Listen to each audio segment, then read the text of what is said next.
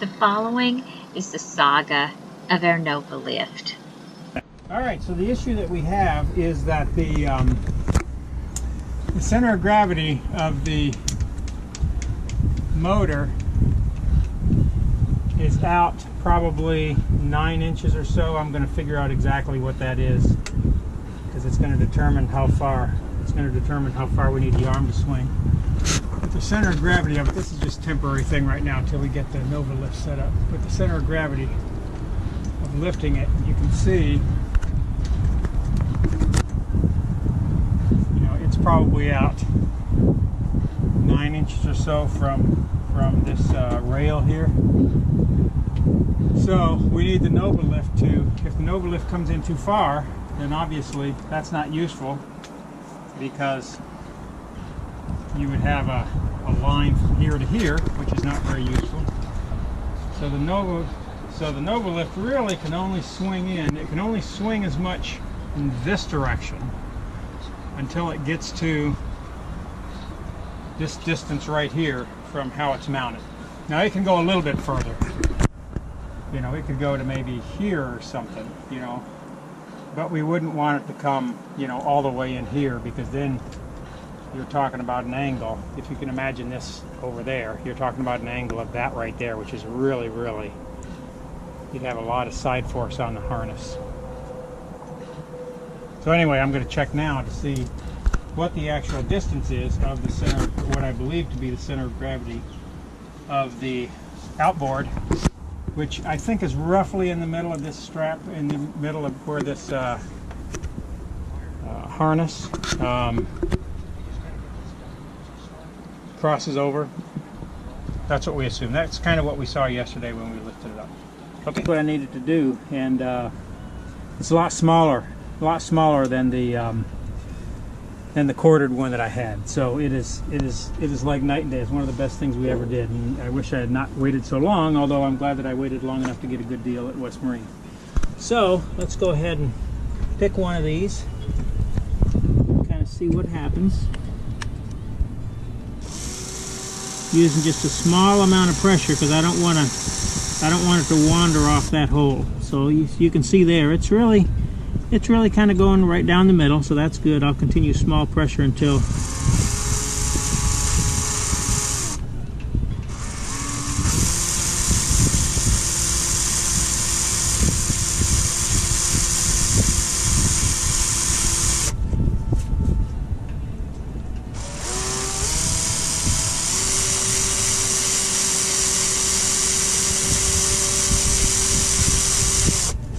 now we're getting into fiberglass. So that's kind of cool because it's real. Of course, I'm only down about a 32nd of an inch, but it's pretty solid, which we expect the Cabo Rico to be.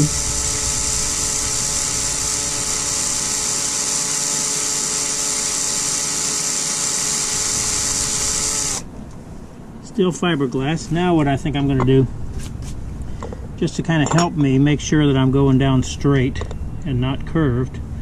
Let's see if this is going to work. This might not work.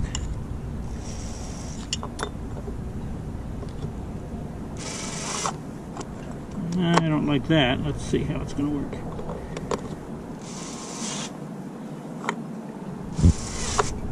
Probably not a great idea. I'll just have to try to go down as straight as possible.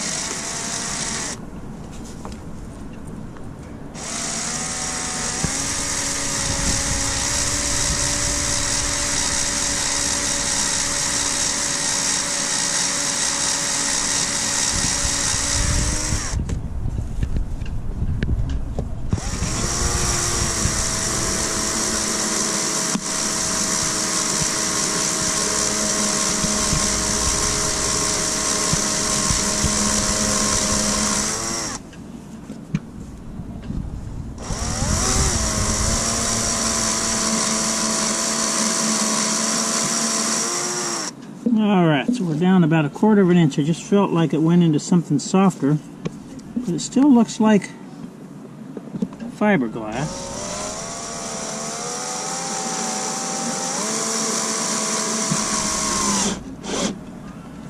Okay, back that out. We're maybe down at the bottom, so I don't really want. I'm going to go underneath and drill it up from the bottom if that's actually the case. Layer. So I'm going to kind of go through here pretty slow, because it's obviously grabbing something, different color and everything. Yeah, that's cord. Okay, so we're definitely cord with some kind of balsa or fiberglass or something. So we'll have to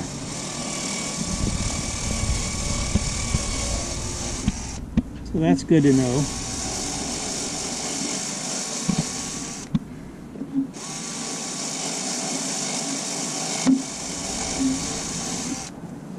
So actually, since it's cord, I'm going to stop here, because we need a 5/16 inch hole. But if it's cord, we want to do a bigger hole, fill it up with epoxy, let the epoxy cure, and then drill our 5/16 inch hole. So that's what we're going to do: drive the 5/16 inch hole through the epoxy, so that it's guaranteed, after it's cured, so that it's guaranteed to be waterproof and won't mess up the core. Okay. So you can see I got 2 of these holes drilled. The final width that I need, or the final diameter that I need, is 5/16. You can see that I've drilled these out a lot bigger. The reason is it's a cord deck. It looks like we have about a 1/2 inch worth of fiberglass. I'm sorry, 1/4 of an inch worth of fiberglass, and then about maybe 3/4 of an inch to an inch, probably 3/4 of an inch of something, probably balsa, could be plywood, could be balsa. Actually, I think it's probably plywood, given these pieces here. And then about another 1/8 of an inch of fiberglass on the bottom. So what we're going to have to do is we're going to have to prevent water intrusion, we're going to have to drill these oversized, and then take out the, use like a little angled nail or something to kind of dig out a little bit of the coring, so a little bit bigger diameter dug out of the coring than the rest of the stuff. And then we will fill that with epoxy, and then we will drill down through the epoxy with the 5/16 inch that we finally need, and that will make sure that everything that we drill through is epoxy, and so therefore if there is any water leakage through that, it will just go down underneath the cockpit instead of going into the coring, which is what you're supposed to do. So the question that I had was, this is a 5/16 inch drill. I was wondering what size I should make it. These final holes, I was going to add a 1/16 on each side. The reason that I do that is, you know, I haven't used a jig or anything to kind of make sure that these are straight. I'm just kind of doing it by eye. Really, I should have kind of used a jig to make sure that everything was exactly 90 degrees, but I didn't. So I want to account for the fact that I could drill, the angle that I drill the smaller hole through the big epoxy could be a little bit different last time. So although I start out in the center, maybe I end up kind of touching the epoxy, which would allow the epoxy to still, or the coring, which would still allow the coring to get wet. So anyway, I had to decide. I was going to put a 1/16 on each side. So you can see that's more than a 1/16 on each side. I had a 5/16. I was looking for a 7/16 drill.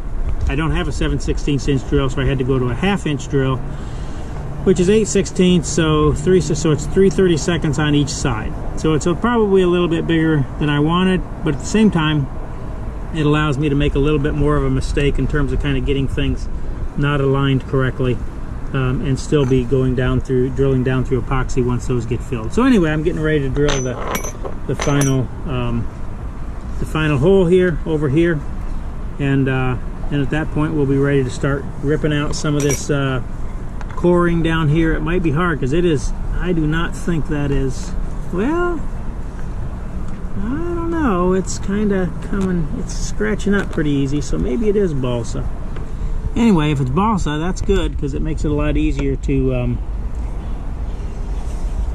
so essentially you're kind of taking something like this with a 90-degree thing in the end and just kind of taking your drill bit and kind of ripping out as much of that material back there that you can. So the hole on top may be 1/2 inch, but the hole down in the coring may be, you know, 1/8 of an inch or 1/4 of an inch, 1/8 of an inch larger in radius than that, so that you make sure that you kind of seal off the rest of that coring from any moisture that could come through. So anyway, right now I'm getting ready to drill that third hole at 1/2 inch.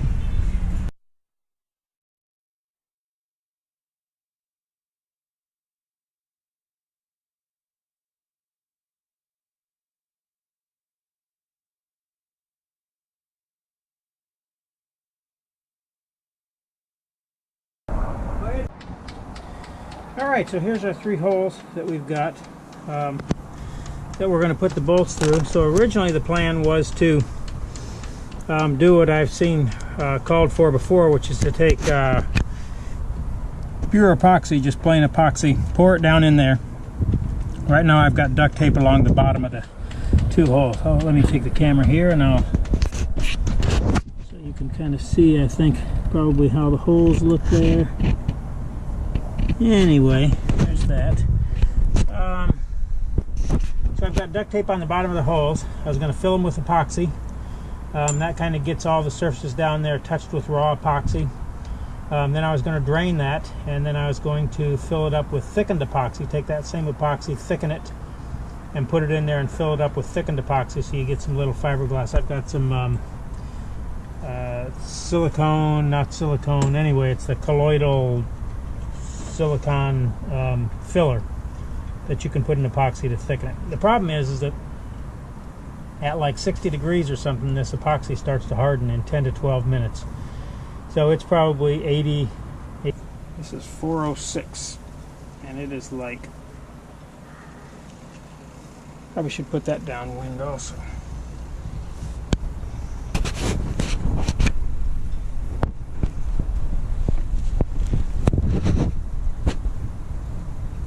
So let me get something else to scoop some of that out, and then something to stir it with. So we haven't put in the hardener yet, so we're not on a timeline yet.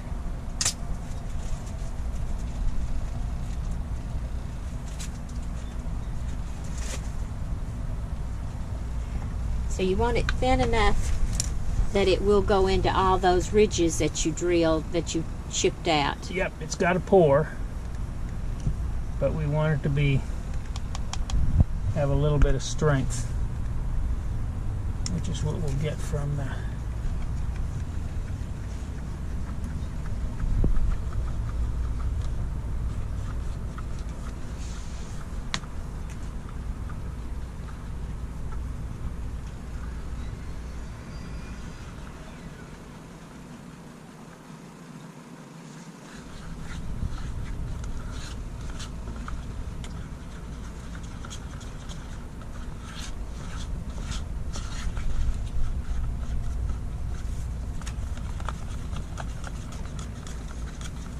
probably some better way to do that,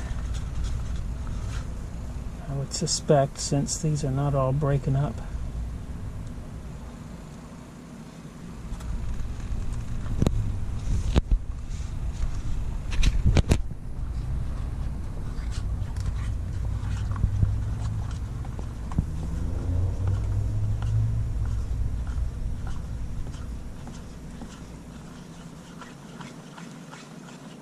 So it's still pretty liquidy. I'm going to put a little bit more in. We want it to be liquidy, but we want to get, we're a long way from not being able to fill all the holes in there.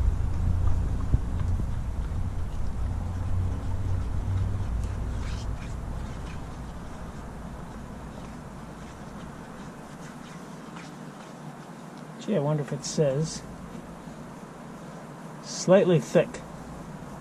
Ketchup. Okay. Well, this is not yet ketchup.